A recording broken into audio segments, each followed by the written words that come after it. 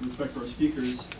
I'd like to echo Jennifer's comments and welcome everybody to this second Identity Visions breakfast. And thanks everybody for coming, especially given some of the traffic issues we're facing today. This series is part of TechAmerica's effort to advance a public policy discussion on key identity management topics.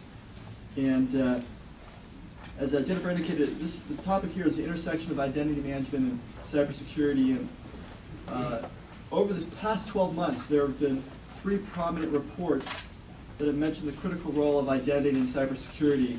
The CSIS report on cybersecurity in the 44th presidency, the President's 60-day cybersecurity review, and NSTAC's Identity Issues Task Force report to the President on identity management, which may be the most recent document. It was actually completed in May of this year, but it just actually, as I understand it, is now available to the public, and Guy will probably talk more about that.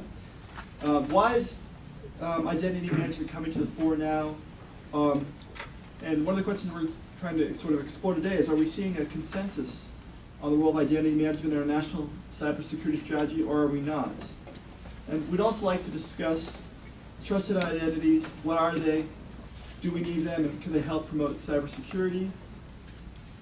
And to advance the ball on these policy discussions, we have an impressive roster of speakers. You have the bios in front of you, but I'd like to give you a couple highlights. I was going to speak about Bruce first, but I'll save him for last. First, to my immediate left is Sonia Smith, the Deputy in the Information Assurance and Critical Infrastructure Protection Team at the Department of Navy CIO.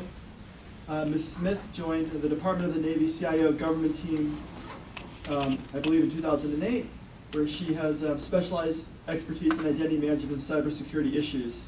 She worked at CACI from 2005 to 2008, and prior to that had 20 years of active duty in the Navy, transitioning to the information professional community when it was established. So thank you so much, Sonia, for coming here and lending your expertise.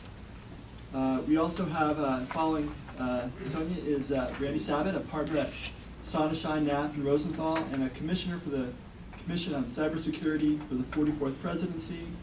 Mr. Sabat is a member of the Internet Communications and Data Protections practice at Sonnenschein. He counsels clients on federal information security and privacy laws, and is a recognized leader in the fields of identity and cybersecurity policy.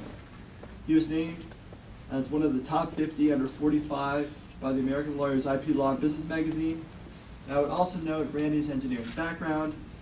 He's one of the few lawyers I know who holds a patent in the area of information security. So he can get you both on policy and technical. Be careful of this guy. Finally, last but surely not least, is Guy Copeland, the Vice President and Special Assistant to the CEO at Computer Sciences Corporation.